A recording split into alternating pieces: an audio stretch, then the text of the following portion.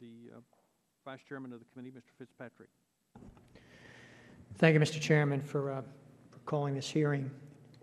These questions for Mr. DeMarco and Mr. Williams, sort of following up on Mr. Capuano's comments that Fannie Mae and Freddie Mac have never really been private entities, fully private.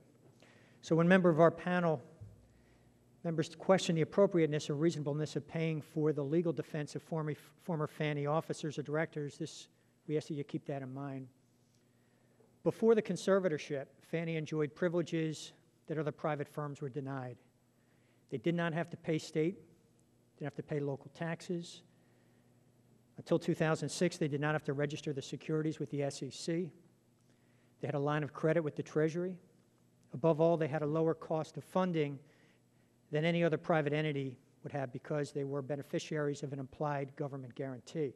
And notwithstanding this, their advantages have still resulted in paying for the GSE shareholders as a result of accounting scandals and now paying for the taxpayers as a result of the conservatorship status. The accounting scandals resulted in fines, decreases in market capitalization, expensive internal corrective actions, and declines in share prices, which cumulatively rocked the safety and soundness of these institutions. $400 million in fines were paid to the SEC and OFEO in 2006.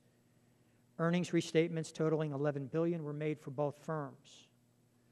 In 2006, acting director of OFEO, Jim Lockhart, said this about the cost of Fannie's earning manipulation executed by Fannie senior management. This is his quote. Fannie Mae's executives were precisely managing earnings to the 100th of a penny to maximize their bonuses while neglecting investments in systems, internal controls, and risk management. And he went on to say, the combination of earnings manipulation, mismanagement, and unconstrained growth resulted in an estimated $10.6 billion in losses, well over $1 billion in expenses to fix the problems, and ill-begotten bonuses in the hundreds of millions of dollars. Now, the conservatorship has brought cost to the taxpayers for the GSE's misdeeds. To date, Fannie Mae and Freddie Mac's bailout total stands at about $153 billion, making the GSE conservatorship by far the costliest of all the taxpayer bailouts carried out over the past 3 years. The cost of the bailout could still go higher.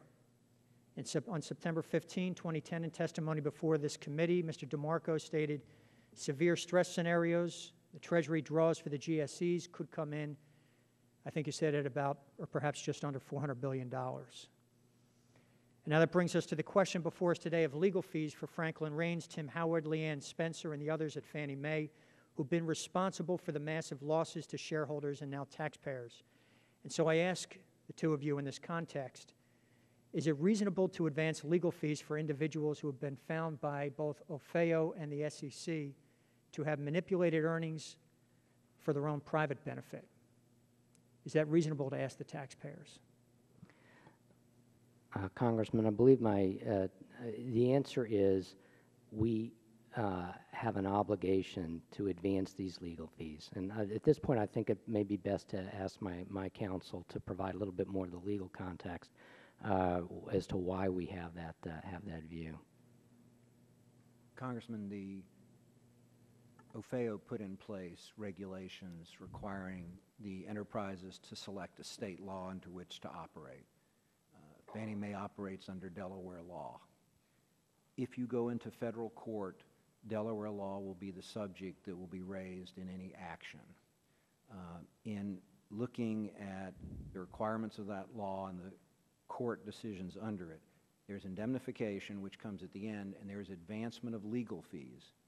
Even if a company sues its own employees for breaches of fiduciary duties, they are entitled to advancement of legal fees until the final determination.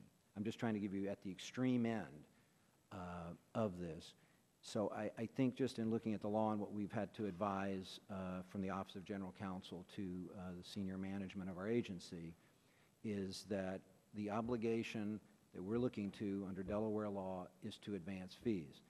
That does not mean at the end of the day when a decision is made on indemnification, if someone determines the findings by the agency are its findings, here's what we found.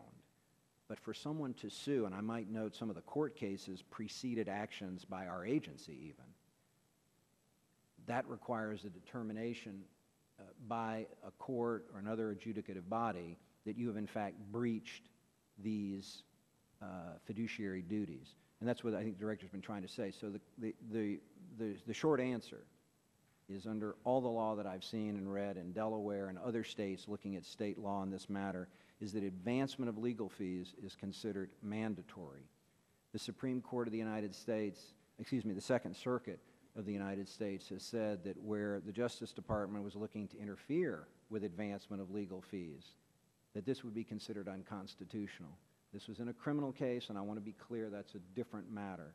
But clearly the courts have been uniform that it is the very charge of the breach of a fiduciary duty, because it is so serious, that is the one that would permit and even require advancement of legal fees, because you're the most at risk in that situation.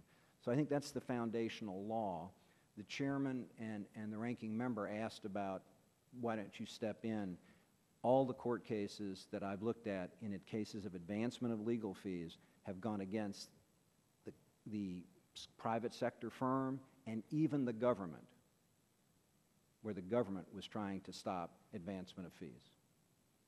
So I think that's sort of the foundational basis in which we operate, and I think the ranking member's question about what can we do, and I think the director's answer about that's a large question is there. So I hope that's helpful in terms So the court cases were construing mostly private corporation? They are private corporations, company, but I even have one case of a company under the RTC that was in receivership, and the court ordered the advancement of legal fees to the officers of that firm when they were being sued by the company. But none of those cases are construing law with respect to government-sponsored enterprises? No, sir. So this would be a case of first impression? This would be a case of, yes, sir. And they're construing the law of indemnification in the corporate side, And correct? advancement of fees, yes, sir. And are you relying on sort of the corporate law of indemnification, as you understand it, as well as the contracts of these individual employees? Yes, that, but also our own regulation, which says select a state law, our own regulation, which says you can indemnify your employees with appropriate safeguards. By the way, I think that's the word reasonableness from our perspective, is that it has to be done appropriately, and it needs to be reasonable. I thank the gentleman for his questions. And now yield to the other gentleman from